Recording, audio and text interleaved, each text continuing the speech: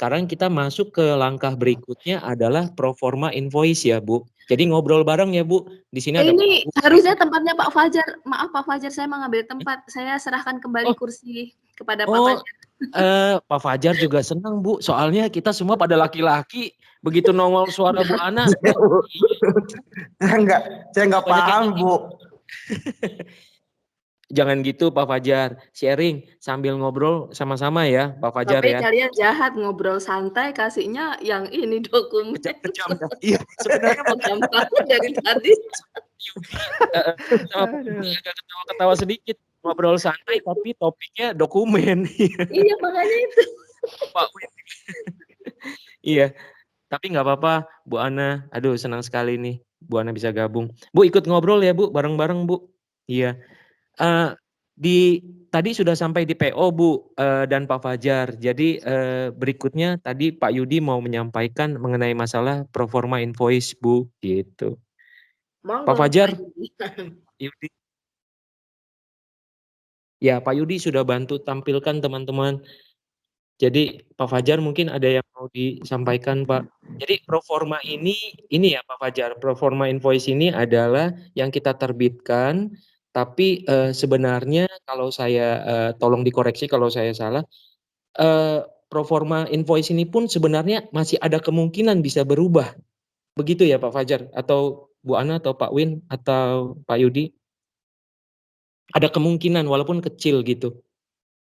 Karena proforma ini terjadi sebelum pengiriman barang ya, Bu Ana? Boleh dibantu Bu Ana? Untuk performa invoice ini kan untuk kita nagih pembayaran, jadi nggak ada perubahan lagi kalau saya, karena perubahannya sudah tercantum di FCO. Baik. Jadi sebelum pengiriman barang dan sebelum pembayaran ya, Bu Ana? Iya. Mas Daniel, mungkin dari saya sedikit ya. Iya, silakan. Sebenarnya kalau kata proforma itu artinya itu tiruan. Jadi proforma invoice itu berarti invoice yang bukan dilewatkan ke pabean. Jadi itu adalah merupakan dari kedua belah pihak. Gitu. Jadi kalau yang invoice beneran itu yang invoice begitu saja. Jadi bukan proforma. Proforma itu masih tiruan, bukan yang asli. Jadi bahasanya ringkasan gitu Pak. Saya juga agak bingung karena saya biasanya pakainya invoice aja bukan proforma. Iya. Ini tapi sebenarnya bahasanya ringkasan invoice sebelum terbitnya invoice. Artinya yang sudah disepakati untuk menjaga biasanya di awal transaksi itu ada yang buyer minta apa namanya proforma invoice jadi secara ringkasan. Jadi supaya dia mau action cepat ya. Nanti detailnya menyusul gitu. Kurang lebih sih begitu pemahamannya. Kalau saya biasanya sih dikasih proforma invoice. Lalu saya tanda tanganin, baru mereka kirimkan invoice-nya. Jadi proforma invoice itu adalah sebetulnya invoice yang dikirimkan sebelum invoice asli kasih ke kita. Kalau kita setuju, tanda tanganin proforma invoice, nanti dia siapin barangnya, kita kasih PO, dia siapin barangnya, dia kirim barangnya, ada invoice-nya. Nah, invoice-nya itu biasanya ngopi dari proforma invoice. Jadi sebetulnya itu mirip-mirip FCO sih. Makanya kadang-kadang memang beda mungkin ya Pak Win perlakuannya. Jadi contohnya kalau di saya itu proforma itu memang dikirimkan di awal bersama dengan packing list. Lalu kalau barang sudah sampai di saya itu baru dikirimkan commercial invoice gitu. Nah, kalau di proforma invoice-nya saya biasanya malah penjelasannya itu lebih detail, bahkan bisa dicantumkan juga foto produk gitu. Bukan ringkasan lagi ya Pak Daniel. Beda ya. Malah yang di commercial invoice-nya itu malah yang lebih bersifat kayak formal gitu, simple gitu. Nah, tapi yang Pak Bambang sampaikan tadi bahwa proforma invoice tidak bisa dibawa ke pabeanan, tapi setahu saya bukannya justru proforma invoice juga punya legalitas Pak Bambang bisa. Tidak. Sebenarnya proforma kalau yang di pabean itu invoice saja itu, jadi bukan pakai proforma. Proforma itu sebenarnya mungkin istilah yang sebenarnya apa namanya? Kalau saya bilang kayak invoice sementara gitu loh. Jadi Iya, sebelum draft ya. sebelum aslinya nyampe, jadi supaya ada dokumen mengeluarkan pembayaran, kalau pembayarannya tunai atau pembayarannya pakai transfer atau pembayarannya pakai apa itu, jadi ada hitam di atas putih meskipun itu belum yang dalam tanda kutip bertanda tangan basah gitu ya, yang melalui pihak cukai. Nggak bisa, Pak. Pembayaran di bank harus pakai commercial invoice. Bank tidak bisa memproses pembayaran tersebut kalau masih bentuknya performa invoice. Itu saya yakin confirm karena saya yang bayar sendiri ke bank. Oke, siap Pak Uin. Baik. Proforma invoice, ada yang mau Bapak Ibu tambahkan lagi? Enggak sih. Jadi performa invoice itu memang dikirimkan sebelum invoice itu terbit. Ya, ada yang lebih lengkap, ada yang sama aja. Kalau dalam kasus saya, sama aja. Dan ini posisinya pembayaran belum dilakukan ya Pak ya? Belum. Iya. Nanti dia kirim commercial invoice yang soft copy-nya itu kita bawa ke bank sebagai underlying dari transfer kalau di Indonesia. Tanpa commercial invoice, si bank itu nggak akan ngasih kita tuh untuk kirim uang lebih dari $25.000 setahun. Kalau di Indonesia. Kalau di China sama. Remiten ya jatuhnya Pak ya? Betul. Oke, iya betul. Betul yang disampaikan Pak Win. Baik. Sampai di titik proforma, berarti sudah oke ya Pak? Oke, kita melangkah ke tahapan berikutnya ya Pak. Oh, Om Daniel. Om Daniel maaf. Pak Yudi. Ini kayaknya teman-teman pada diem aja ini. Oh, Pak, maksudnya per topik dibuka pertanyaan gitu ya? Bukan nanti udah selesai, baru nanya-nanya langsung ngobrol sampai selesai gitu, Pak? Enggak ya? Atau sudah langsung kita buka pertanyaan aja, Pak ya? Boleh sih, kan Pak. Kita ngobrol santai ya kan judulnya, topiknya. Iya. Jadi Pak Yudi, habis jadi serba salah ya Pak, ngobrol santai tapi ngobrolinnya berat-berat gitu ya. Betul. Ini belum bicara MSDS sama yang lain gitu kan. Iya. Oke, silakan Tapi Pak Yudi. minimal teman-teman paham dulu di awal. Maksudnya tadi udah lumayan banyak tuh Pak Daniel dari mulai LOI, FCO, proforma invoice sampai invoice nih. Ini dulu nih. Di awalnya dulu nih, sebelum kita lari ke packing list nih. Teman-teman gimana nih? Teman-teman ada yang mau ditanyakan nggak?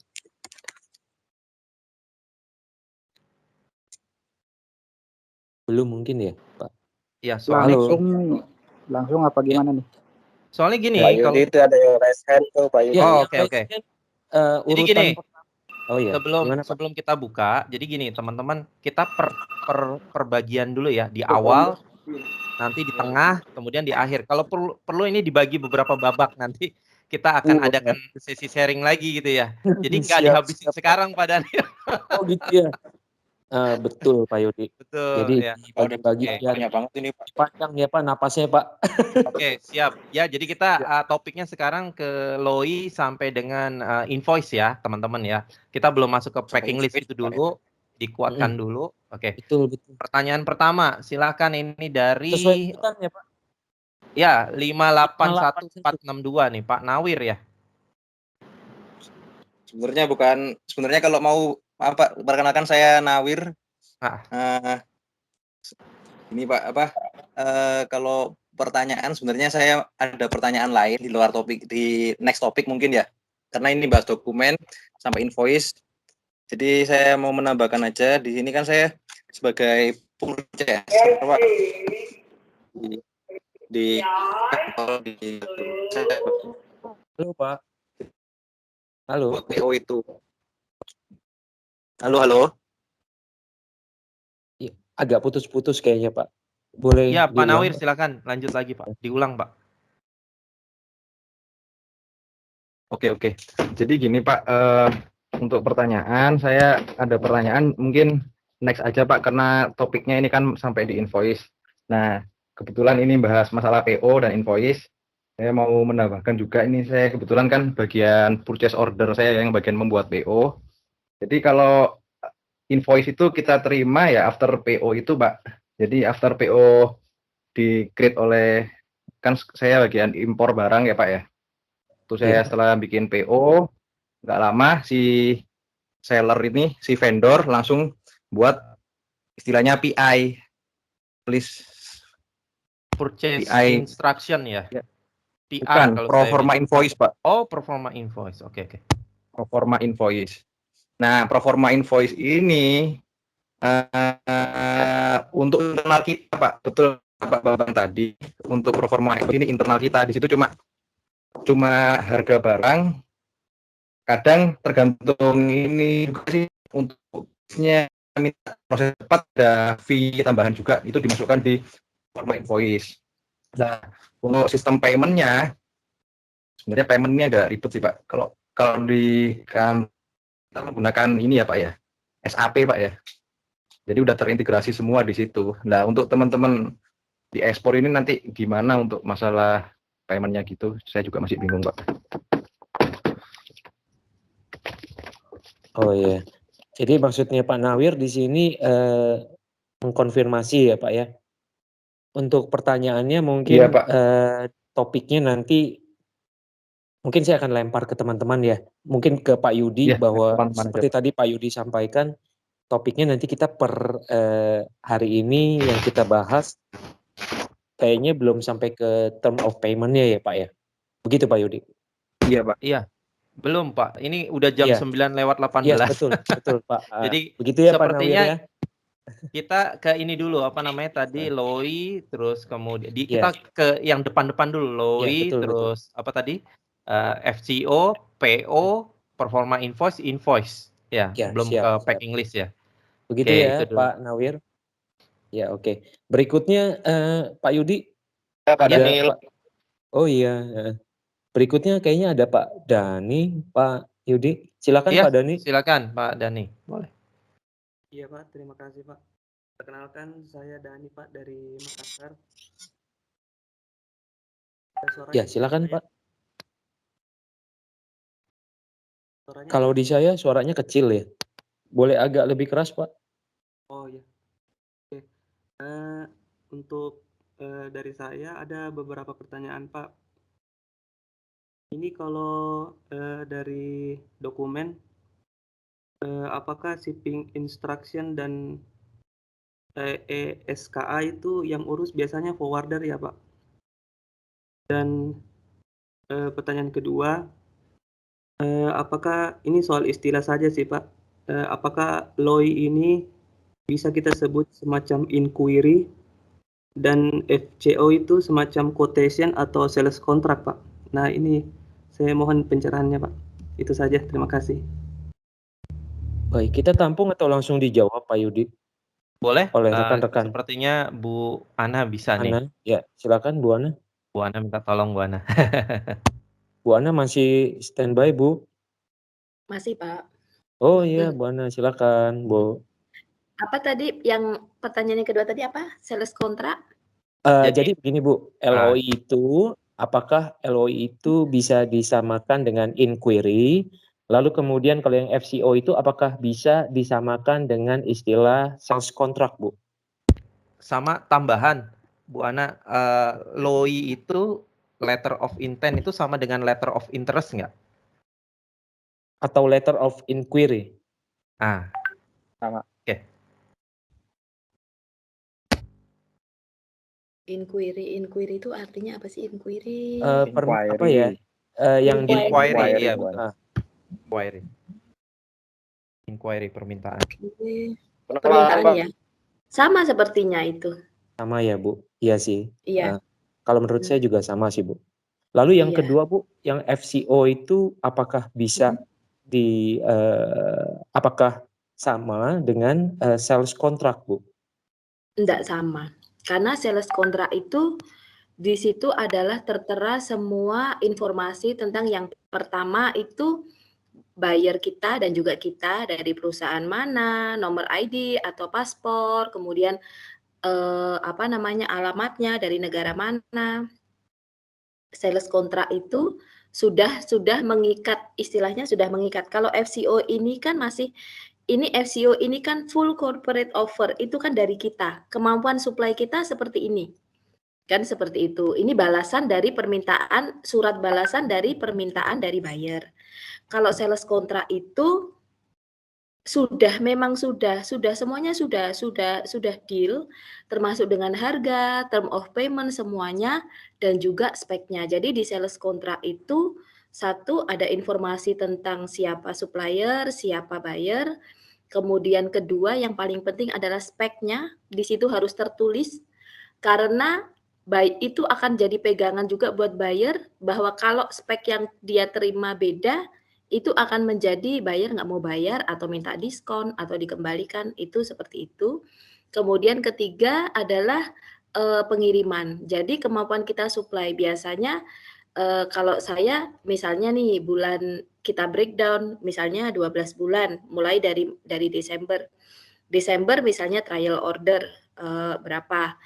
Misalnya 18 ton kan, 1 kontainer 20 feet.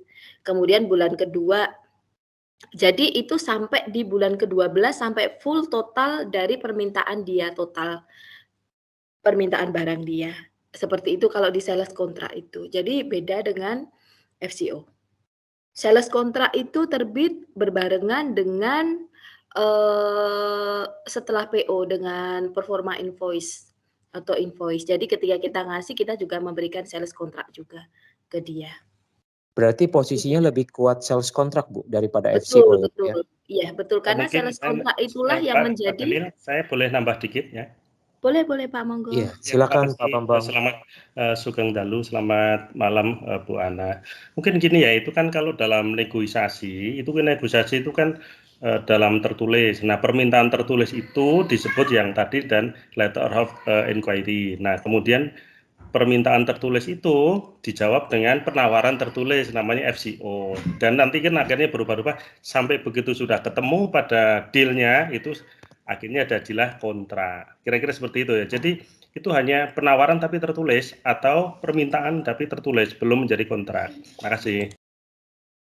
Iya, baik. Baik, terima kasih Pak Bambang masukannya. Dari Bu Ana tadi sudah selesai Bu Ana, atau Bu Ana ada masih mau menambahkan, melanjutkan Bu Ana? Enggak, itu sudah selesai. Iya, baik. Jelas sekali, clear sekali. Jadi gitu ya Pak Yudi ya. Sorry, tadi yang bertanya Pak Dani tadi. Pak Dani, ya. Pak Dani, jadi kalau LOI itu bisa kita anggap sama dengan yang tadi Pak Dani sebutkan untuk inquiry. Lalu kemudian kalau yang FCO itu posisinya, kalau untuk sales contract itu posisinya lebih kuat daripada FCO, gitu. Baik. Gitu ya Pak Dani ya. Sudah Baik, Pak. menjawab Pak? Atau ada pertanyaan yang masih belum dijawab Pak? Baik Pak, terima kasih jawaban dari Ibu Ana. Saya melanjutkan saja ini yang soal LOI dan FCO itu sudah clear Mbak. Yang pertama tadi yang soal shipping instruction sama ESKA itu yang buat forwarder ya. Itu saja. Iya, COO Bu, dengan shipping instruction, Bu Ana boleh, Bu Ana atau Pak Fajar, ataupun Pak Win, ataupun Pak Yudi. Mungkin saya jawab, boleh ya? Oh, boleh Pak Bambang. Jadi, sebenarnya kalau dari COO, dari undang-undangnya itu bisa diurus oleh eksportir, tapi juga bisa menyerahkan kepada PPJK. Jadi kalau COO atau surat keterangan asal itu bisa diurus oleh eksportir sendiri, atau dia menyerahkan kepada PPJK dengan memberikan katakanlah fee yang disepakati bersama, seperti itu. Itu undang-undangnya dalam undang-undang kepabeanan seperti itu. Atau lebih simpelnya kalau untuk pihak eksportir yang nggak mau ribet, kalau nggak mau berurusan dengan PPJK itu bisa semuanya lewat forwarder ya Pak ya. Jadi dari PPJK itu sebenarnya forwarder itu.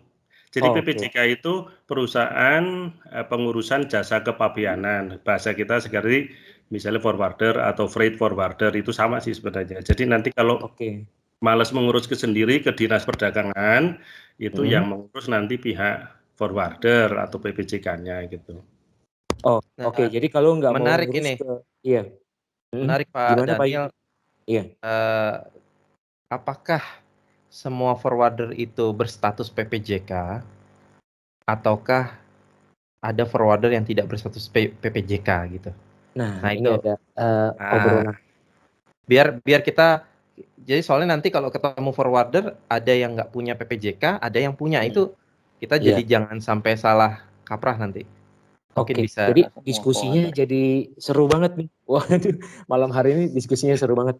Pak Fajar jangan Itu kemana-mana bisa ya. itu jadi topik di lain kali, tapi prinsipnya itu Kehujanan, Pak. forwarder harus punya ini, harus punya apa namanya, harus punya izin dari bea cukai. Baik. Tadi isu yang Mungkin salah satu yang penting ketika dari forwarder banyak adalah forwarder, memiliki poin ahli pertama kepabeanan. Nah, ketika bertanya Apa? forwarder itu yang ditanyakan pertama, Pak, memiliki akses kepabeanan enggak? Itu syarat utama yang kita harus tanyakan ke dia kalau kita memilih forwarder. Nah, itu mungkin ada kaitannya dengan yang Pak Yudi sampaikan tadi ya, Pak Yudi. Bahwa Pak Yudi tadi lempar isu, apakah semua yang kita sebut forwarder itu bisa dikatakan bahwa mereka adalah PPJK, atau forwarder belum tentu PPJK, tapi kalau PPJK ya mereka itu adalah forwarder. Apakah mungkin seperti itu topik yang kita lempar, Bu Ana dan teman-teman? Pak Yudi mungkin menyampaikan topik seperti itu. Jadi, halo? Iya Pak Daniel, realita di lapangan, ya mungkin biar teman-teman benar kata yang disampaikan Bu Ana, sebaiknya ditanyakan apakah mereka punya PPJK atau tidak gitu. Sebaiknya seperti itu. Karena memang realisasi di lapangan ada juga forwarder yang tidak memiliki PPJK. Jadi ada batasan-batasan. Akhirnya dia ngesup lagi, ambil ke rekanan kemana gitu. Seperti itu. Jadi akan lebih mahal. Maksudnya ini tanda kutip. Maksudnya lebih ke arah biaya ya, biaya yang membengkak gitu. Pastinya kalau dia sudah punya PPJK sekaligus forwarder plus PPJK berarti kan sudah one stop solution ya. Dia udah ngasih satu jasa yang memang dari ujung ke ujung gitu. Nggak ngesup lagi. Betul Pak. Jadi ibaratnya langsung tangan pertama ya Pak Yudi. Maksudnya jadi tangan pertama ibaratnya ya one stop service. Jadi dari forwarder tersebut sudah bisa handle karena dia punya akses ke pabeanan ya Pak Yudi. Kurang lebih begitu Pak. Iya, baik. Oke. Mungkin mohon maaf, ini kalau mungkin ya, ini mungkin confuse ada istilah agen dengan istilah forwarder. Kalau suatu entitas bisnis menggunakan forwarder, dia pasti sudah memperoleh izin dari bea cukai. Tapi kalau dia sebagai agen belum tentu mendapatkan akses dari bea cukai. Nah, kalau dulu itu memang perlu custom bond, tapi kan dengan undang-undang yang baru ini orang yang dapetin akses ke itu tidak perlu custom bond. Nah, sekarang gini, kalau mungkin agen dia bisa karena dia pernah menjadi seorang pekerja di tempat PPJK, dia akan tetap mengurus, tetapi untuk yang berkomunikasi dengan bea cukai itu adalah bukan dari tempat dia, tapi dari pihak PPJK, sehingga boleh dibilang tadi itu prosesnya menjadi tidak shortcut gitu ya, tidak lebih lanjut. Nah mungkin kalau ini di namanya itu orang kalau yang mencantumkan forwarder, kemungkinan besar dia adalah yang sudah mendapatkan pengesahan dari bea cukai. Tapi kalau dia menerima tanpa ada menyertakan bahwa dia adalah forwarder atau PPJK, kemungkinan dia adalah agen kargo biasa. Atau boleh dibilang EMKL gitu Pak ya? Sebenarnya EMKL itu juga forwarder ya. Tapi kalau MKL itu bisa sebagai agen, bisa sebagai forwarder, betul gitu ya. Kalau EMKL itu kalau di pesawatnya namanya EMPU, jadi EMPU gitu ya. Betul itu bisa sebagai agen dan bisa sebagai forwarder ya, betul Yang satu adalah untuk udara, yang satu untuk laut Nah. kalau MKL. Nyun sewu nih Pak Bambang, supaya teman-teman apa namanya yang pemula nih, khususnya yang pemula Pak Bambang. Jadi kadang-kadang mereka taunya forwarder, nah, padahal di situ ada perbedaan antara apakah itu agent atau itu PPJK. Jadi memang pelan-pelan Pak, kita harus apa ini kan mereka supaya mereka dapat pemahaman yang komprehensif gitu Pak. Nyun sewu Pak Bambang, terima kasih masukannya, inputannya. Monggo dilanjut Pak Daniel. Iya, betul. Betul Pak Yudi, yang Pak Yudi sampaikan bahwa untuk teman-teman kita semua, mungkin kan karena newbie, untuk teman-teman yang masih baru belajar sama seperti saya, itu kan menganggap bahwa istilah forwarder itu kita pokoknya adalah pihak yang mengurusi tentang segala sesuatu yang berkaitan dengan logistik. Padahal kita nggak tahu lebih rinci lagi bahwa yang kita sebut forwarder itu sebenarnya terpecah-pecah berdasarkan akses yang mereka miliki. Nah, tadi sudah disampaikan oleh Pak Yudi, Pak Bambang, Bu Ana, itu bahwa yang memiliki akses kepabeanan itu baru kita bisa sebut sebagai PPJK.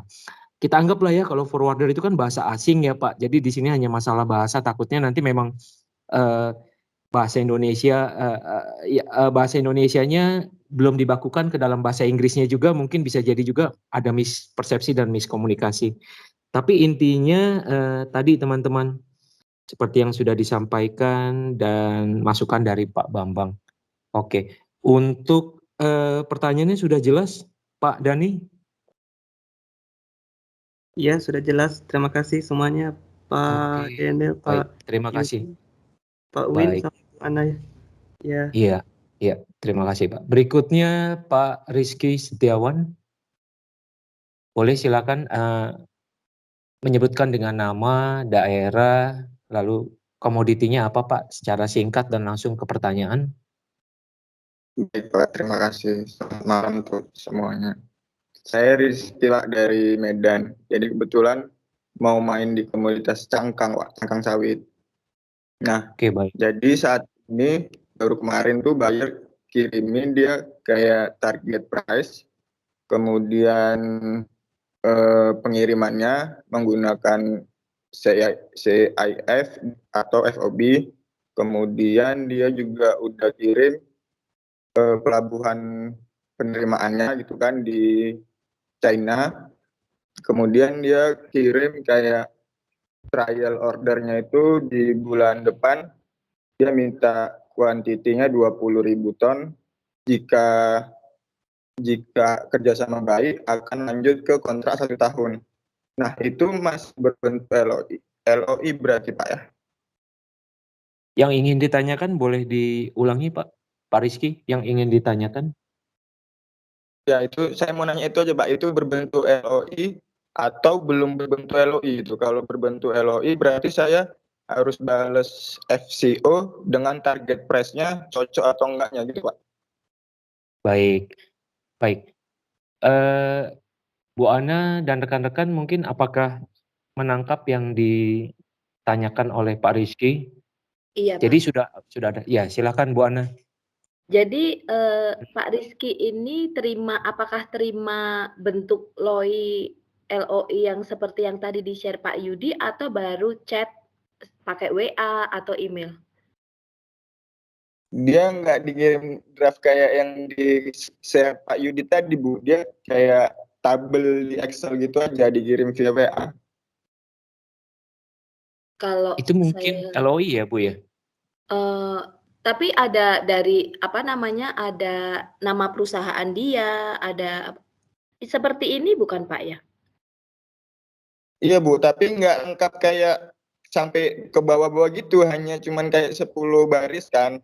Jadi yang pertama dia memperkenalkan diri dia, kemudian dari perusahaan apa, terus keduanya dia baris kedua dia menentukan pengiriman CIF strip FOB, kemudian yang ketiga itu target price, mereka bisa kita katakan 100 USD per MT, kemudian yang keduanya trial order trial order pertama itu 20.000 ton.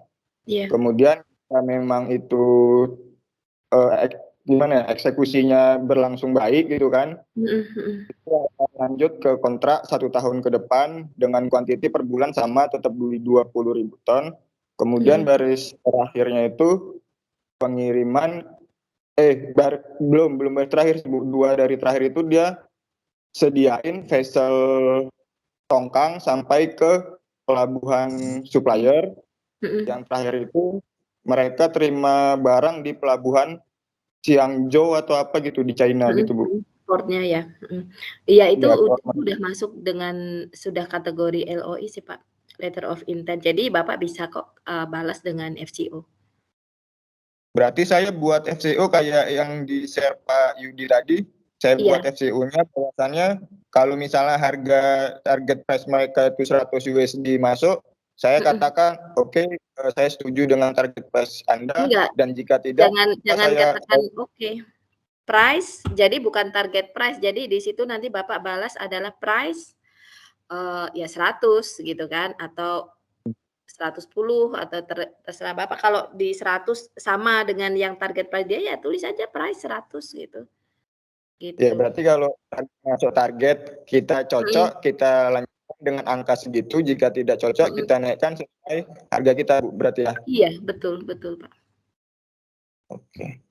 Terima kasih Bu, untuk saat ini di Jangan dokumen. lupa juga speknya ditulis juga, spek yang Bapak punya, supaya kan itu jadi perhatian juga bahwa di harga segitu dengan spek seperti ini. Ya, jadi waktu komunikasi kan Bu dengan si buyer, kan saya tanya nih, cangkang sayurnya mau curah atau mau packing jumbo bag gitu kan. Dia bilangnya mau curah. Kemudian saya minta dia ada minta spesifikasi khusus dengan dibuktikan dengan sertifikat. Dia katakan dia hanya perlu COO, COA dan PEB aja kayak gitu Bu. Oke. Tapi tetap usahakan Bapak kasih juga di situ seperti yang ini, seperti yang potongan yang di LOI ini Pak. Jadi speknya Bapak tetap cantumkan di situ supaya nanti tidak terjadi miskomunikasi. Kita menghindari miskomunikasi saja, semuanya harus kita kasih jelas. Siap Bu. Berarti seperti yang Ibu katakan tadi, bahwasannya di FCO kita menjelaskan kemampuan supply kita, berapa produksi per bulan, dan menyantumkan spek kita walaupun dia nggak ada mengatakan spek khusus Bu. Iya, tetap cantumkan Pak, supaya itu menjadi perhatian dia juga, dan juga itu menegaskan ke buyer bahwa kita punya produk dengan spek ini, dengan harga ini. Supaya tidak terjadi miskomunikasi, loh aku mintanya kan purity ini, kok kamu kirim ini. Nah, karena kan lupa nggak dicantumkan. Tapi kan aku punyanya yang purity yang ini. Nah, nanti kan akhirnya ribut di situ gitu kan. Jadi sebelum melangkah lebih jauh, tetap sampaikan aja, tetap hasil lab itu kan dipotong untuk dicantumkan di seperti LOI ini, spek kita. Jadi tetap menegaskan kondisi barang kita itu seperti ini, gitu. Intinya sih begitu. Iya, soalnya kemarin kan udah. Saya boleh nambahkan sedikit? Boleh Pak. Ya, oke. Pak Rizky Setiawan, selamat malam Pak Rizky. Dengan Bambang Sumantri Pak. Ya Pak. Ya, oke. Turut bergembira Bapak sudah mendapatkan buyer. Mungkin begini ya, kalau dokumen itu hanya dokumen dari pabean yang dibakukan, dalam pengertian dokumen penetapan pabean, dokumen berhubungan dengan misalnya tidak klaim pajak segala macam itu dibakukan. Tetapi untuk dokumen yang tidak berhubungan dengan kepabeanan, misalnya tadi ada LOI, kemudian ada FCO dan seterusnya, itu sebenarnya free format. Jadi Bapak, yang penting adalah poin-poin yang seperti disampaikan Bu Ana, jadi tidak harus sama persis. Nah, dokumen yang distandarkan itu hanya dokumen pabean Pak, dokumen bea cukai. Nanti kalau misalnya Bapak menawarkan, jangan lupa nanti hati-hati, karena tadi kan ada istilah FOB ataupun CIF. Untuk Incotermnya itu di internasional commercial term itu kan diproduksi setiap 10 tahun. Nah, Incoterm yang ada di pabean itu memang umumnya yang dikenal adalah FOB. FOB itu singkatan dari Freight on Board. Kemudian CIF itu berarti Cost, Insurance, dan Freight. Maksudnya begini, kalau harga dari, katakanlah dari tempat Bapak, harga barangnya, HPP-nya gampangnya gitu ya, harganya berapa, terus kemudian ditransfer ke pelabuhan, harga transfernya atau harga trackingnya berapa, kemudian ditambah dengan harga ketika loading berapa, harga ketika unloading berapa, maksudnya SDM-nya ya, SDM-nya kalau loading itu dibayar berapa segala macam itu. Nah, nanti baru itu harganya adalah harga FOB, tapi kalau ditambah dengan asuransi berapa. Jadi maksudnya nanti ketika menawarkan istilah-istilah FOB dan istilah-istilah CIF atau istilah Incotermnya, Bapak harus pahami dulu supaya Bapak nanti tidak salah menghitung harga barang. Nah, sebaiknya tadi yang Bu Ana tadi diperhatikan. Kalau boleh Bapak telepon nomor HP saya Pak, nanti saya bantu supaya untuk awal-awal jangan terlalu banyak dulu untuk mengirimnya. Karena kan belum terlalu kenal bayarnya ya. Oke, Bapak tolong dikirim 0813 0813 2892 0565 0565. Ya, baik, dengan Bambang Supantri. Nanti mungkin saya bantu untuk Incotermnya lebih hati-hati Pak, karena Incoterm FOB atau CIF itu berpengaruh pada harga barang, karena harga barang itu apakah termasuk dengan Bapak sudah hitung trackingnya, sudah hitung dengan SDM-nya yang melakukan naik atau menurunkan barangnya, kemudian apakah sudah dihitung dengan harga kapalnya sampai ke tempat tujuan, apakah sudah termasuk insurans atau segala macam, itu termasuk yang hati-hati. Sehingga sebaiknya kalau untuk yang eksportir awal baru pecah telur, jangan terlalu banyak dulu. Jadi seperti Bu Ana tadi bilang, yang 1 kontainer atau setengah kontainer dulu atau 1/4 dulu, pokoknya jangan jumlah yang masih sedikit dulu sambil mengecek bagaimana kondisi buyer dan juga komoditinya. Ya, makasih. Oke, Terima kasih Pak. baik. Terima kasih Iya, Pak Bambang. Tambahan Pak, Pak Daniel. Ya Pak Yudi. Ya Pak Yudi. Ya, ini teman-teman jangan bosen-bosen ya nonton di YouTube kita. Waktu itu sudah dibahas masalah Incoterm, baik sama Pak Winardi maupun dengan Bu Ana. Waktu itu di sharing logistik dan forwarding di channel YouTube kita. Jadi Betul. waktu itu, jadi udah dijelaskan. Sama Pak Iwan juga sudah dijelaskan. Jadi teman-teman, Pak Win kalau nggak salah sudah pernah bahas detail itu Pak, untuk yang Incoterm. Yang Incoterm itu teman-teman Pak Win sempat bahas sampai detail itu. Saya rasa ada videonya, bisa ditonton nanti. Saya rasa nanti untuk komplit. Saya waktu itu hadir juga kok Pak. Ya? Saya waktu itu juga hadir juga kok waktu bahas itu Pak. Oh, iya, soalnya Pak Win kalau saya nggak salah itu menyampaikan beberapa kali ya Pak.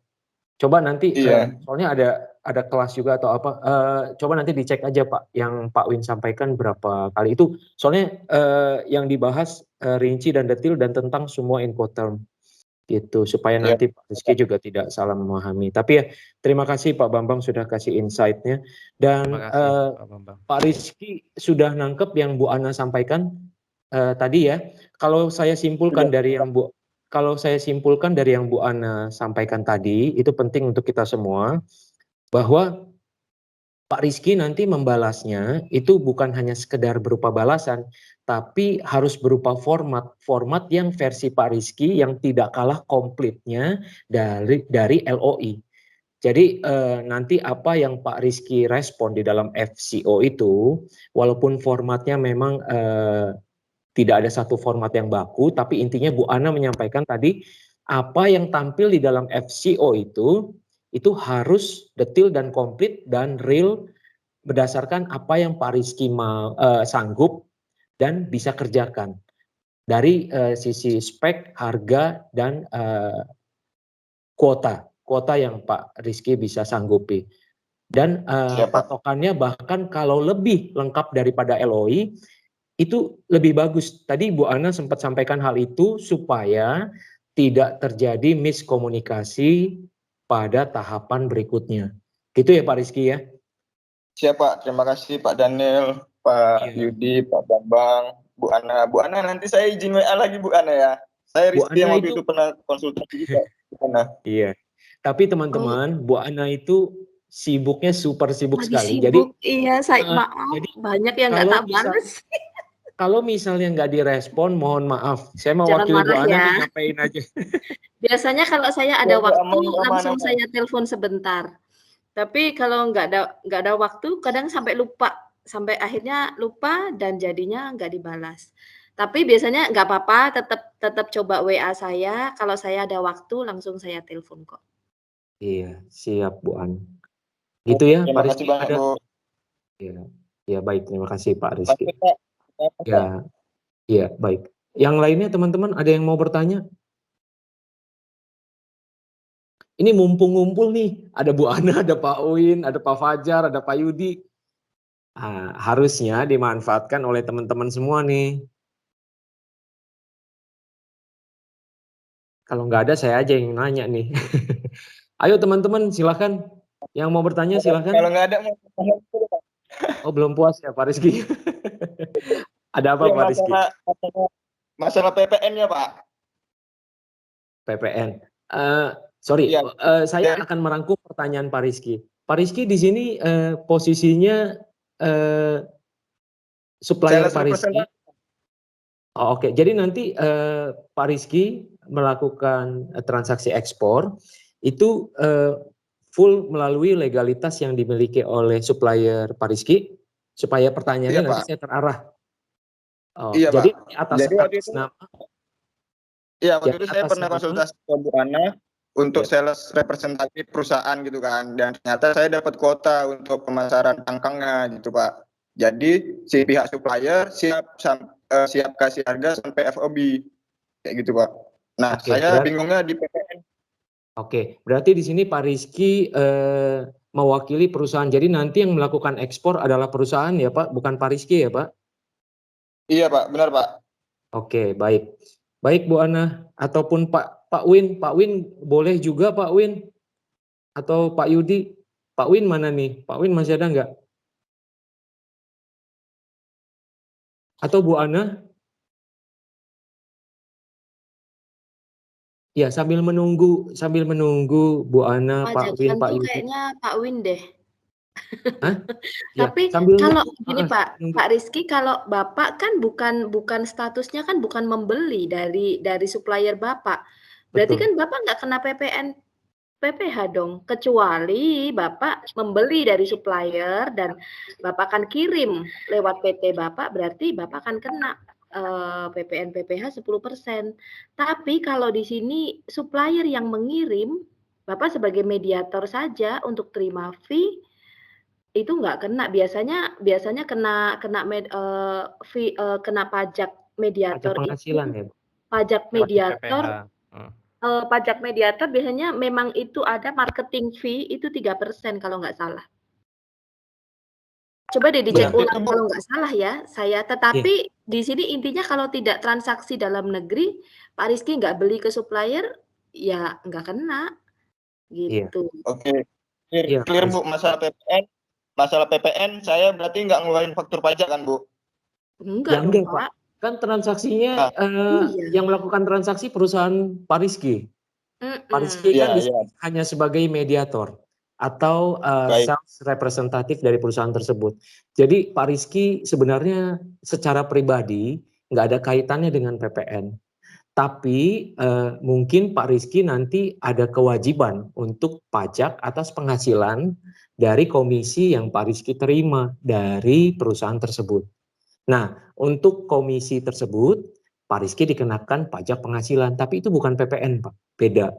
Kalau PPN itu, kalau Pak Rizky yang melakukan kegiatan ekspor. Jadi Pak Rizky mengambil barang, membeli barang dari supplier, jadi membeli transaksi di dalam negeri, Pak Rizky membeli dari supplier Pak Rizky. Nah, pada saat Pak Rizky membeli, itu dikenakan PPN. Tapi dalam hal ini makanya tadi saya kerucutkan pertanyaan Pak Rizky. Apakah Pak Rizky di sini mewakili perusahaan dan Pak Rizky bilang mewakili perusahaan, bahwa Pak Rizky adalah sales representative. Jadi nggak ada kaitannya Pak sama PPN gitu. Oke Ya, Pak, jelas clear. Pak Nah, Rizky. itu clear Pak. Ya. Kemudian yang saya paham kan di biaya keluar cangkang ini ada 7% kalau nggak salah Pak. Sorry Pak Rizky, 7%? Ini Pak, masalah biaya keluar dari komoditas cangkang sawit ini Pak. Bea keluar ya Pak? Iya Pak. Iya Pak. Itu Pak berarti Daniel, karena itu udah kan diurus. karena Berarti produk turunan kelapa sawit Pak, ada bea betul. keluar. Iya Pak. Nah, Itu diurus, sudah termasuk diurus si pihak supplier Pak ya? iya, itu semua sudah diurus pihak supplier dan tadi Pak Yudi sudah bahas tuh Pak di formnya bahwa di dalam formnya memang tadi ada kolom pajak itu yang memang nanti disiapkan untuk salah satunya adalah bea keluar Pak. Tapi yang perlu digarisbawahi kalau Pak Rizky sebagai representatif dari perusahaan tersebut ataupun Pak Rizky adalah sebagai mediator, sepertinya Pak Rizky nggak berkaitan dengan bea keluar ataupun PPN. Tapi Pak Rizky itu nanti lebih berkewajiban terhadap penghasilan yang Pak Rizky dapat dari komisi terhadap perusahaan tersebut. Jadi kalau perusahaan tersebut memberikan komisi ke Pak Rizky misalnya 2% atau 1,5 atau 2,5%. Nah, rupiah yang nanti Pak Rizky terima itu nanti yang akan Pak Rizky punya kewajiban untuk dikenakan pajak atas penghasilan tersebut gitu Pak Rizky. Yang tadi Bu Ana istilahkan dengan biaya pajak marketing gitu. Tapi intinya PPH ya Pak. Iya, PPH. Mungkin pajak Pak Daniel penghasilan. saya tambahkan sedikit. Pak Daniel saya tambahkan sedikit boleh Pak Daniel? Ya boleh Pak, silakan. Oke, Pak Rizky mungkin begini ya, itu tolong dibedakan antara pajak, bea dan pajak, bea, cukai dan pendapatan negara bukan pajak itu berbeda. Nah kalau Bapak ini ekspor, ini bukan membayar pajak tetapi bea keluar, itu ya. Jadi harus dibedakan, tolong dibedakan antara pajak, bea keluar itu termasuk pendapatan negara bukan pajak, termasuk juga cukai, itu harus dibedakan dulu pengertiannya itu supaya Bapak lebih tepat, oh yang saya bayar adalah bea, jadi bukan pajak begitu. Matur nuwun, itu aja mungkin istilah yang perlu difahami dulu. Baik, terima kasih Pak Bambang. Terima kasih Pak Bambang. Pak Oke, Daniel. sudah jelas ya Pak? Iya Pak. Pak boleh tanya Pak? Iya Pak Yudi. Ya, Pak ini Yudi. silakan lihat di layar ya. Contoh menghitung bea keluar itu ya. Oke. Teman-teman boleh lihat di layar. Iya. Bisa di zoom juga ya teman-teman ya. Jadi kalau terlalu kecil itu bisa dibesarkan. Kalau forwarder Pak, boleh tanya Pak? Yes, silakan Pak. Oke, silakan Pak. Pak, mau tanya. Siapa, Pak? Nawir Pak. Oh Pak Nawir, oke. Iya. Silakan Pak Nawir. Ini kalau misalkan kita pakai forwarder kan, ini yang kita bayar forwarder kan Pak ya, bukan kita yang bayar ke bea ini kan. Kita bayar forwarder itu termasuk forwarder bayar ke bea kan, begitu ya Pak ya? Pertanyaannya bagaimana Pak? Nah, jadi gini Pak, tadi kan sempat bahas masalah bea Pak ya, bea. Forwarder. Iya. Nah, jadi misalkan kita kan menggunakan forwarder nih. Oh, di luar forwarder Pak? Iya. Mohon maaf, ini saya tambahkan sedikit Pak Nawir ya. Sebenarnya itu tergantung kepada deal atau perjanjian kita dengan forwarder. Nah, forwarder itu akan, kalau misalnya katakanlah Bapak menunjuk forwarder A begitu, maka forwarder A itu sebelum pada waktu dia mengurus PEB itu juga sekaligus dia membayar bea keluarnya. Nah, adapun untuk fee forwarder itu tergantung deal Bapak dengan forwarder. Tapi biasanya forwarder akan meminta semuanya gitu. Jadi misalnya dari handling, kemudian dari handling barangnya, kemudian pabean hingga ke kedatangan itu semuanya jadi satu. Biasanya begitu Pak. Nah, untuk bea itu dibedakan dua antara ad valorum dan ad naturum. Kalau ad valorum itu dalam persentase, ad naturum itu adalah dalam angka, itu adalah spesifik untuk suatu komoditi tertentu. Nah, itu biasanya yang persen itu disebut dengan valorum gitu ya. Oke, makasih. Ya, baik. Terima kasih Pak Bambang. Sudah jelas Pak? Atau dari Bu Ana, dari Pak Win mau menambahkan sesuatu Pak? Atau Pak Yudi? Di Oke, saya sudah. enggak, Pak. Di Pak Bambang Oke, tadi udah cukup jelas, iya. oke, baik. Sudah cukup Mungkin ya Pak ini Nawir Pak ya? Daniel, Oh iya, ya ad silakan valorum Pak. nanti lihat yang persentase itu biasanya ditampilkan di peraturan Menteri Keuangan itu ya. Begitu Pak Bambang ya? Iya Pak, betul Pak. Baik Pak, terima kasih Pak. Baik, baik Pak Yudi. Terima kasih Pak Yudi. Baik, sudah menjawab ya Pak Nawir. Kalau Iya, terima saya, kasih. iya Terima baik. kasih Pak Daniel, Pak Bambang. Iya, iya. Terima kasih Pak Nawir. Tadi kalau saya rangkum, saya simpulkan itu adalah bahwa untuk tadi yang fokus pertanyaannya kan adalah apakah bea keluar tersebut itu dibayarkan oleh forwarder atau di luar forwarder. Tadi sudah disimpulkan bahwa tergantung kesepakatan antara pihak kita dengan forwarder. Apakah kita mau bayar sendiri secara terpisah ataupun itu semua dikumpulkan, di-pool, dijadikan satu di forwarder. Tapi intinya terlepas dari apakah itu yang membayar kita ataupun forwarder, intinya adalah bea tersebut adalah uang yang memang harus keluar dari pihak eksportir. Jadi kalau masalah uang itu keluarnya lewat siapa, itu mungkin masalah teknis ya. Kesepakatan antara kita dengan forwarder. Mungkin itu yang saya bisa tarik benang merahnya. Siap Baik, Pak Daniel, terima kasih insight-nya Pak. Terima kasih Pak. Saya Baik, nambahkan berikut. sedikit. Pak Rizky masih ada ya Pak Rizky? Pak Rizky. Hadir Pak. Ya, Pak, mohon maaf nih Pak, waktunya terbatas. Sedangkan kita menit ada boleh, antrian. Pak. 1 menit boleh Oh Pak. Ini iya. takut 1 menit aja Pak. Baik, Ini Pak. Nanti mohon kalau untuk harga barang, itu kan harga barang itu sebenarnya untuk diekspor itu bukan Bapak yang menentukan, tapi dari Menteri Keuangan. Jadi harga ekspor itu sebenarnya suatu komoditas ditentukan oleh Menteri Keuangan. Jadi harga Bapak yang tadi udah deal itu sebenarnya bukan itu yang nanti yang akan dibayar di pabean, tapi adalah harga dari Menteri Keuangan. Yang kedua, kurs itu sebenarnya bukan kurs yang berlaku di pasar pada hari itu, tapi kurs yang berlaku ditetapkan oleh Menteri Keuangan. Halo maaf, ini sorry, ternyata punyaan saya ke mute. Mungkin saya tambahan begini. Kalau Pak Rizky tadi yang harga ekspor itu sebenarnya bukan harga ekspor yang Bapak sepakati dengan katakanlah buyer, tapi harga ekspor itu sebenarnya adalah harga yang ditentukan oleh Menteri Keuangan untuk suatu komoditi itu. Terus yang kedua, kurs itu sebenarnya adalah kurs yang ditentukan oleh Menteri Keuangan yang dapat diakses di bea cukai, bukan kurs yang berlaku di hari itu. Mungkin itu aja tambahnya supaya nanti hati-hati. Ya, makasih. Oke, tapi perlu saya garis bawahi juga ya Pak, bahwa ini untuk kategori produk tertentu ya Pak Bambang, bukan untuk semua produk ya, yang 2 kalimat yang tadi Pak Bambang sampaikan. Ya, betul. Ya, tidak berlaku untuk semua produk ya teman-teman, bahwa itu adalah produk tertentu yang memang ada ketentuan khusus, di mana dikenakan bea keluar. Supaya teman-teman juga teman-teman yang lain tidak salah menangkap ya nantinya. Oke, baik, waktu sudah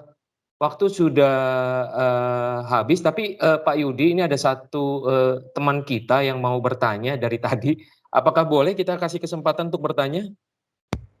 Iya, silakan Pak Daniel. Oke, satu pertanyaan saja ya teman-teman, setelah ini kita akan tutup. Oke, baik, silakan Pak Nathanael, perkenalkan nama, asal, dan komoditi yang sedang digeluti, dan kemudian pertanyaannya langsung Pak Nathanael. Terima kasih Pak buat waktunya. Saya Nathanael. Saya sekarang domisili di Bekasi, komoditi di Arang, briket. Dan pertanyaan saya kan baru survei juga ke supplier Arang yang di sini kan.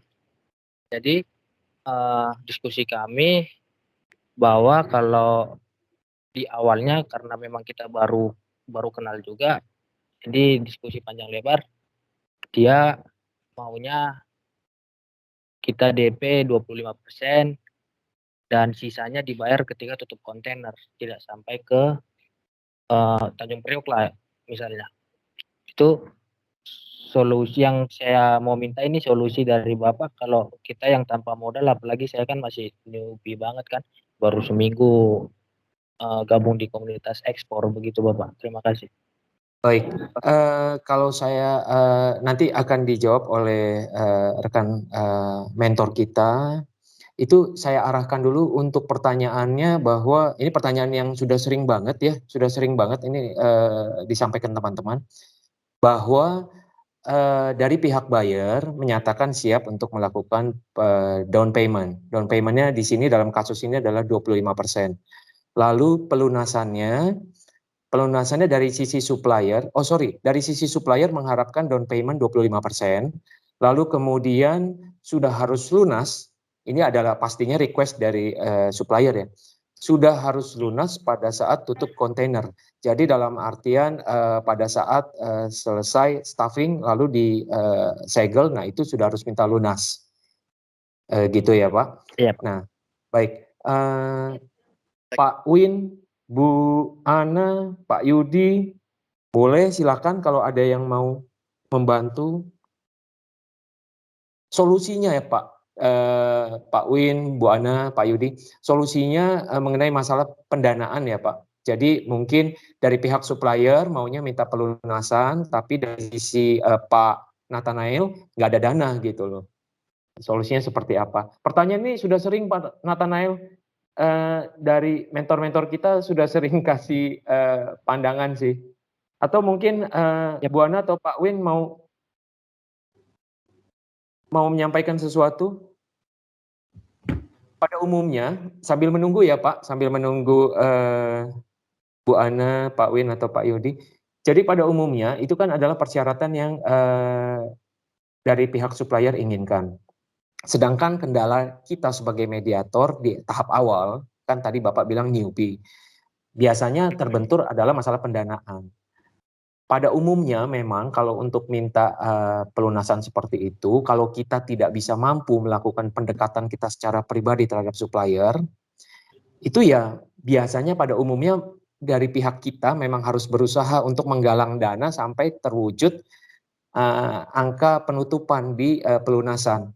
Tapi kalau misalnya Pak Nathanael memiliki kemampuan pendekatan lobbying untuk pihak supplier bisa membantu, ataupun dari pembicaraan Pak Nathanael buat kesepakatan seperti MOU khusus dengan pihak supplier, itu mungkin Pak Nathanael bisa bahas lebih lanjut ke pihak supplier kalau memang bayarnya memang benar-benar serius gitu loh. Jadi kalau Pak Nathanael sampaikan ke supplier bahwa kepada owner, misalnya contoh kalau Pak Nathanael berhubungan dengan owner, Pak, begini Pak, kalau untuk down payment sebesar 25% itu dari pihak buyer sudah menyetujui Pak, sudah oke, nggak ada masalah. Cuma kalau untuk pelunasan yang Bapak minta di 75%-nya pada saat tutup kontainer, itu dari pihak buyernya merasa berat. Kalau pihak buyernya nggak merasa berat ya monggo ya Pak. Jadi negosiasi kan Bapak bisa lakukan baik ke pihak supplier ataupun negosiasi ke pihak buyer Pak. Jadi Bapak lobbyingnya itu dua arah. Bapak bisa ngelobi pada saat bersamaan, Bapak bisa lobby ke pihak supplier untuk minta pengertian dan diringankan. Tapi di sisi lain, Bapak juga bisa lobby dan minta keringanan untuk pihak buyer mau mencoba mendekati keinginan dari pihak supplier gitu. Jadi dua arah pada saat bersamaan Bapak bekerja, nanti dari kedua belah pihak itu lebih mendekati kemana gitu loh. Sehingga siapa tahu ada hal yang mungkin bisa lebih diringankan. Apakah angkanya nanti diubah bukan 25%, tapi misalnya 50%, 50%. Sehingga jadi ada win-win solution. Jadi dari pihak supplier mendapatkan suatu benefit yang lebih dari 25% DP yang di awal, tapi pihak buyer pun mendapatkan benefit lebih bahwa pelunasan nggak harus pada saat tutup kontainer gitu loh. Misalnya pelunasan terjadi pada saat PL sudah keluar gitu loh. Lalu kemudian baru lakukan pelunasan. baru dari pihak buyer melakukan pelunasan. Nah, dari yang sudah-sudah kalau yang saya tangkap dari mentor kurang lebih seperti itu. Jadi dari pihak Pak Nathanael sendiri yang harus berusaha. Kalau nggak punya dananya, kumpulkan ke pihak keluarga. Kalau nggak ada, coba cari pendanaan atau dari lembaga keuangan yang bisa Pak Nathanael dapatkan. Kalau nggak ada, ya Pak Nathanael harus berusaha untuk nego kedua belah pihak, baik dari sisi buyer ataupun dari sisi supplier. Gitu. Berarti yang saya tangkap, cara saya lah untuk menyampaikan ke dua arah ini gitu ya Pak ya. Iya, kalau Pak Nathanael, iya betul, lobbying Pak.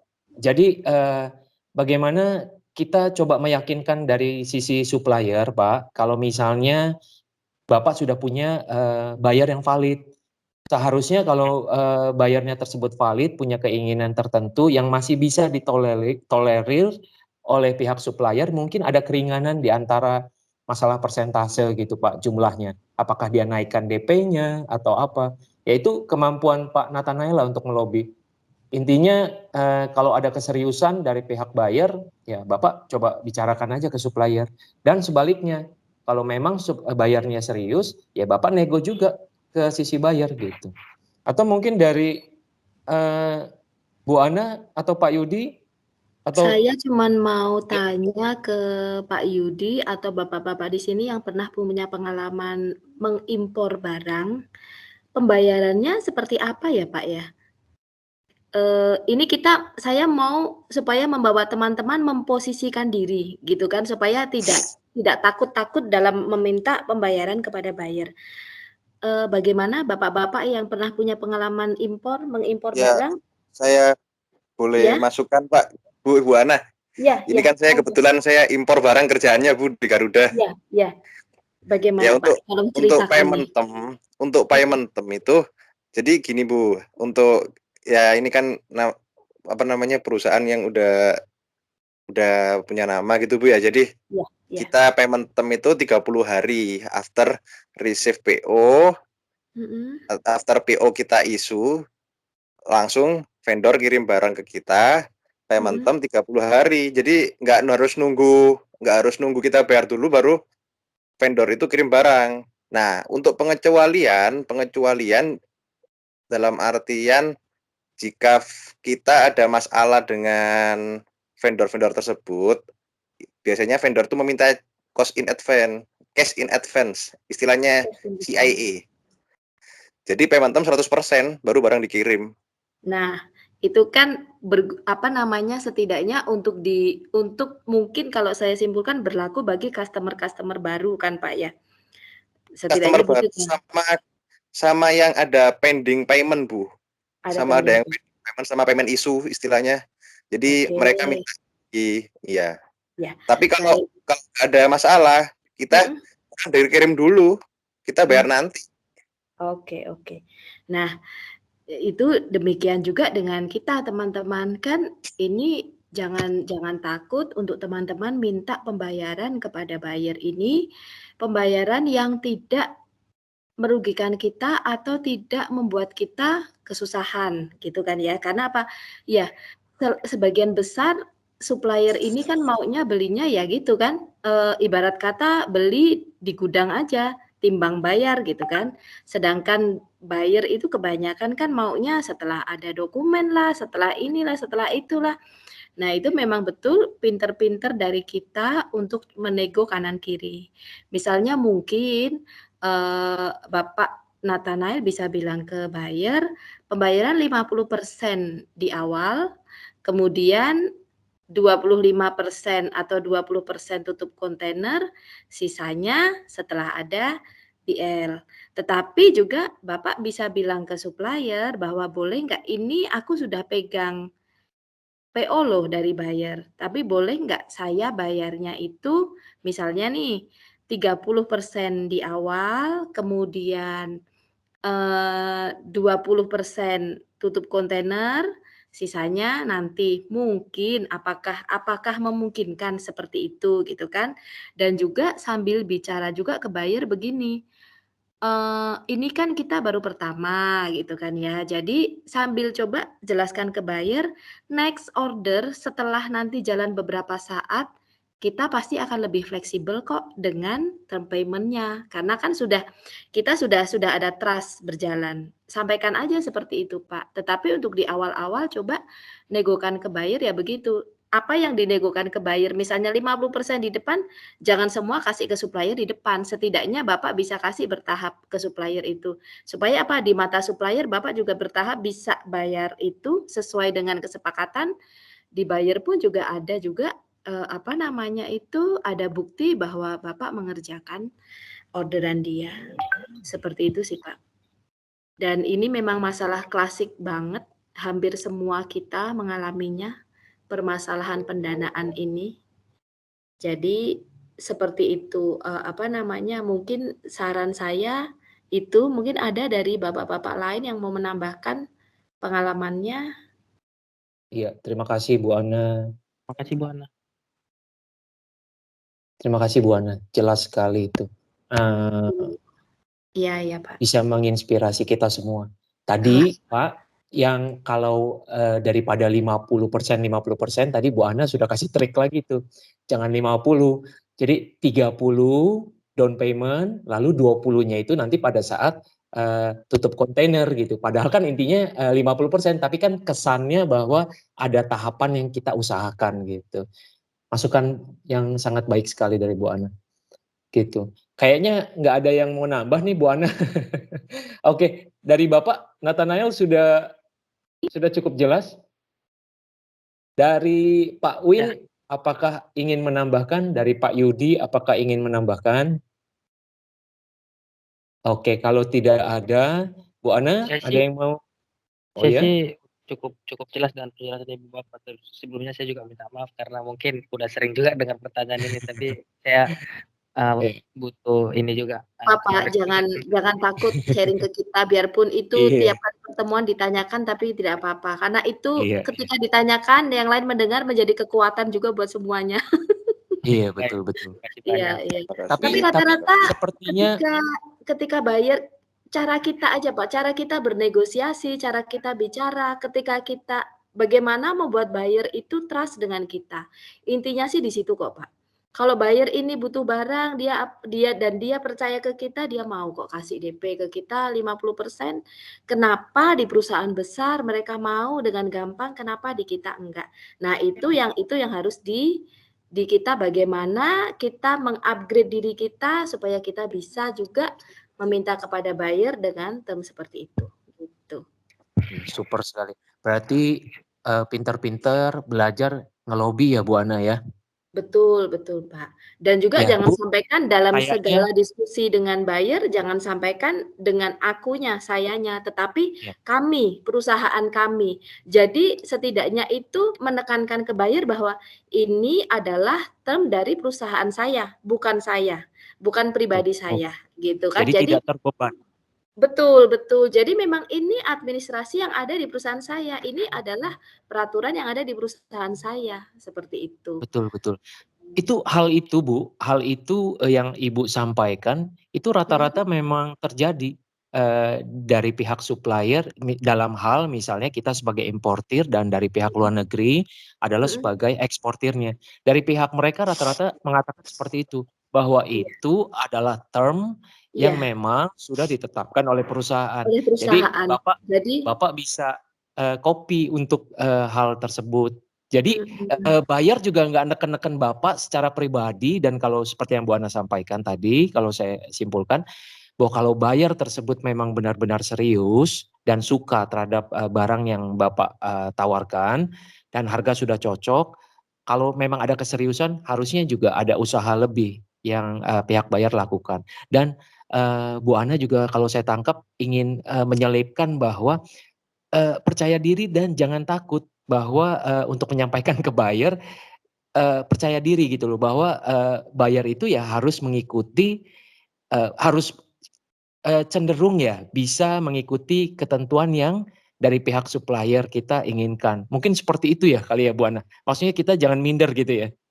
Betul betul, Pak. Jadi harus di teman-teman semua bahwa kalian itu pengusaha, eksportir, jadi jangan takut, posisi kalian sama kok dengan buyer, posisi buyer gitu kan. Jadi kita jangan mau diperintah buyer atau ditekan gitu kan, tetapi ini adalah suatu proses negosiasi. Memang itu suatu perjalanan bisnis yang memang harus dilalui, tetapi itu jangan sampai itu membuat nyali teman-teman takut ataupun apa sehingga merugikan diri kita. Setidaknya tetap harus sampaikan dalam negosiasi adalah kami atau perusahaan kami. Jangan pakai bahasa saya, karena ketika kita bawa bahasa saya, berarti itu bawa bahasa pribadi, berarti itu adalah bukan satu peraturan, itu adalah hanya Pribadi. ya kita. Iya betul, Dan itu seolah-olah kita juga bisa membuat keputusan jadi ya Bu Ana ya, betul dari betul pihak buyer betul. berpikir bahwa kita bisa membuat Betul. keputusan, gitu. Iya, makanya buyer akan nekan semudahnya mereka gitu kan. Tetapi ketika kita membawa ini adalah regulasi dari perusahaan kami, mereka akan menghargai kok, gitu kan. Paling Betul. mereka akan coba, "Boleh nggak kalau DP-nya turun deh 30 atau turun deh segini." Nah, mereka tidak akan merubah term-nya, tetapi mereka mungkin akan bernegosiasi dalam hal jumlahnya, seperti itu. Betul sekali. Dan sampaikan saja dari awal, ini kan baru trial order gitu kan, makanya kenapa saya sampaikan lebih baik trial order. Ini kan baru Betul. trial order, jadi saya nggak bisa rubah, kecuali nanti sudah berjalan mulai kontrak, kita masing-masing sudah ada trust, mungkin, jangan sampaikan pasti ya, mungkin nanti saya bisa bicarakan ke perusahaan untuk, lebih kelonggaran buat kamu dalam hal pembayaran. Itu seperti itu, walaupun nanti nyatanya enggak, ketika itu berjalan, buyer sudah trust pun dia oke kok, bahkan bahkan mereka nggak pelit untuk memberikan, ya udah uang muka dulu atau 50 ya 50 kasih sesuai dengan term yang kita mau, seperti itu. Betul. Jadi iya, jadi di trial itu masing-masing saling validasi, saling saling build trust, dan jangan khawatir deh, jangan takut pokoknya. Betul, pede Kalian ya Bu ya? pengusaha kok. Iya, kalian Pede ya pengusaha. Bu? Iya Bu pede, tetapi juga tidak tidak boleh, apa namanya itu, Iya. apa namanya, jangan juga bahwa kita mau yang lebih banyak gitu, enggak, tetapi sampaikan apa yang kita punyai dengan baik, dengan jujur, trust gitu kan, itu hasilnya pasti ngikutin. Betul, super sekali. Pak Bu Ana. Daniel. Iya, Pak Yudi, mau menambahkan Pak Yudi? Iya. Super Jadi, sekali malam hari ini super benar-benar. sekali malam Wah. ini, luar biasa Pak Daniel dan Pak Yudi silakan. benar sekali apa yang dikatakan oleh Bu Ana tadi. Jadi sebenarnya itu dari satu sisi ya. Saya coba mengulik dari out of the box ya, dari kotak yang lainnya lagi. Yang dulu pernah Pak Win juga sampaikan solusinya gitu. Sebenarnya sudah pernah waktu kita validasi waktu itu Pak Daniel bareng-bareng. Iya, iya. Nah, Pak Win sudah banyak menyampaikan insight juga untuk kita semua. Nah, di situ pertama sebenarnya saya pengen tahu dulu ya, kenapa dia sampai mengatakan dia mau menerima pembayaran secara full payment. Nah, itu pasti ada ujungnya. Itu ujungnya apa? Waktu itu saya kulik, kenapa kamu kok nggak mau? Gitu. Oh ya ternyata setelah diusut punya usut dia nggak punya modal. Jadi dia produksi itu hanya untuk kebutuhan lokalnya dia, lokal existing dia yang sudah berjalan. Dia nggak punya slot lagi untuk ekspor. Walaupun dengan berbagai upaya kita meyakinkan dia, ini loh ada loh PO-nya, ini loh ada ininya. Itu mereka masih belum ya percaya gitu. Bisa jadi ya. Gitu, bisa jadi. Jadi tadi dari sisi buyer tadi Bu Ana sudah mengatakan, dari sisi saya kita lebih melihat ke suppliernya dulu ya. Tadi kalau dari solusinya sisi udah dikasih. supplier. Tadi kan solusi ke buyer-nya udah dikasih sama Bu Ana. Sekarang itu dikerjakan. Nah, sekarang juga ngobrol sama suppliernya. Kenapa sih you minta full payment ke sana ke buyer gitu ya. Walaupun kita udah nyiapin nih, kita udah beresin, ternyata mereka mau nih. Tapi kita heart to heart kita ngomong. Ya itu tadi, mungkin dia nggak punya modal untuk produksi lagi di luar baseline dia yang sudah ada saat ini gitu ya. Betul. Kok tadi Jadi kita mencoba untuk memahami kondisi yang dihadapkan Oke. oleh supplier juga, Pak ya. Kalau kita mau berpartner, kita kasih solusi ke dia. Nah, ini pun saya praktekkan karena dikasih insight sama Pak Win. Nah, jadi kenapa nggak bikin PKS aja yang sudah TOP gitu kita tanya sourcingnya dari, misalnya kalau dia open ya soalnya saya juga di sana harus bayar cash untuk pengadaan sourcingnya dia, bahan bakunya gitu. Ya. Sudah berapa lama ini? Ya, gimana Pak? yang Bapak bilang dari sisi suppliernya, saya juga tadi udah cerita banyak kalau dia juga karena udah terlalu sering ditipu Oke. ya begitu. Dia jadi sebenarnya kalau secara dana dia nggak masalah ya Pak ya? Cuma Nggak karena masalah. sering.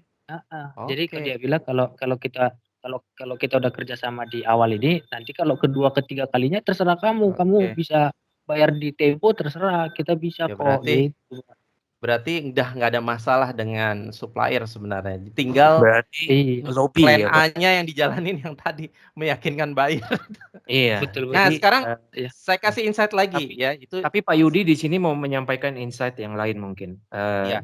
Ya, silakan. Jadi yang tadi supplier udah ya, maksudnya tadi kurang lebih seperti itu. Ada lagi insight yang C yang pernah disampaikan Pak Fajar. Mengundang buyernya datang ke Indonesia. Datang ke Indonesia. Biar dia lihat sendiri, diajak ke pabrik. Terus mereka deal langsung di sini, lihat sendiri. Jadi kalau mau tahu triknya seperti apa mendatangkan buyer dari luar negeri ke sini, boleh nanti telepon saya 2 jam nelpon Pak Fajar. Ngobrol itu aja. Nah, Luar itu biasa. juga gitu. itu juga yang saya pakai untuk terima pembayaran, ada DP 50% di awal. Jadi saya yakinkan buyer begini, kamu boleh datang kok untuk lihat proses packing atau pengangkutan dari produk kamu, gitu kan. Jadi kita welcome banget buat kamu Betul, untuk Bu. datang ngawasin produksi kami untuk mempersiapkan produk kamu, atau kamu boleh kirim orang, atau kamu kalau punya orang kepercayaan di Indonesia, boleh kirim ke kami. Jadi itu juga meyakinkan buyer. Betul, Gitu. untuk usaha untuk meyakinkan buyer. Betul. Dan itu terbukti dari Timur Tengah bawa sekoper ya Bu ya. Masih di sini orangnya. Masih di sini orangnya tuh, teman-teman. Saksi hidupnya tuh ada tuh Bu Ana tuh. Masih di sini. Iya, makanya Saya Bu Ana beberapa lagi. kali kok kedatangan buyer begitu, beberapa kali datang ya gitu, saya persilakan, saya welcome untuk dia datang dan dia senang. Waktu itu kan karena belum ada corona juga, jadi senang-senang aja mereka datang. Ini juga sudah ada corona juga mereka tetap datang, senang juga datang gitu. Jadi jangan takut kalau untuk bernegosiasi dengan buyer, yang penting bagaimana cara pembawaan diri kita. Cara kita berbicara, cara kita pembawaan diri kita, that's the point, buyer itu mau lihat kita trust atau enggak. Makanya saya dari awal bilang kan, persiapkan semuanya supaya dalam menjawab buyer itu cepat. Nggak ada jeda hari, nggak ada jeda beberapa waktu gitu kan, tetapi kita cepat, ketika cepat dia bilang, "Oh, kamu profesional banget ya." Dia akan bilang seperti itu, gitu. Baik. Bu Ana, Pak Yudi, ini sepertinya nanti ada baiknya kita adakan kita adakan satu sesi khusus nanti untuk membahas tentang masalah lobbying, Pak, Bu. Betul. Jadi nanti tentunya ditemani oleh Pak Win juga. Bu Ana, setuju Bu? Ya Pak, monggo. Iya. Oh, oke. Sudah ada lampu hijau ya Pak Yudi ya. Iya, betul. Di hari udah ada waktunya. Oke, nanti ya. Oke, baik. Oke, baik. Saya rasa Bu Ana, Pak Yudi, Pak Win mungkin ada yang mau ditambahkan? Kalau tidak ada, apakah boleh kita akhiri perjumpaan di malam hari ini? Betul, sepertinya kita perlu akhiri dulu ya Pak Daniel, karena memang waktunya Lewatnya juga sudah terlalu jauh ya Pak. sudah terlalu jauh, betul. Iya. Ya, silakan Pak Yudi. Ya, baik, terima kasih Pak Daniel dan rekan-rekan semua atas atensinya pada malam hari ini. Telah mengikuti kegiatan sharing tentang dokumen, ngobrol-ngobrol santuy ya. Dan saya ucapkan terima kasih buat Pak Daniel selaku host bersama saya, terus kemudian ada Pak Win, ada Bu Ana, ada Pak Fajar, Pak Bambang, dan teman-teman lain yang tadi sudah berkenan untuk bertanya di malam hari ini. Kita akan lanjutkan lagi kalau memang ini menjadi insight yang bagus buat teman-teman. Kita akan lanjutkan lagi di pekan mendatang ya. Ikutin terus kegiatan kami dan video ini akan kita upload di YouTube.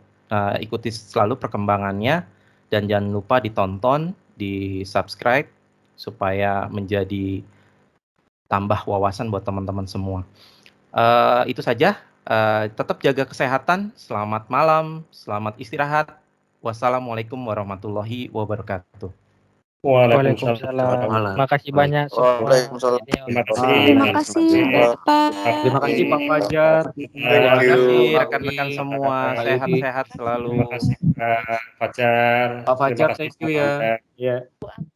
Pak Bambang, iya. Terima kasih Pak Bambang. Selamat istirahat. Semoga besok pagi sehat dan beraktivitas. Amin. Pak Terima Bambang. kasih Pak Bambang.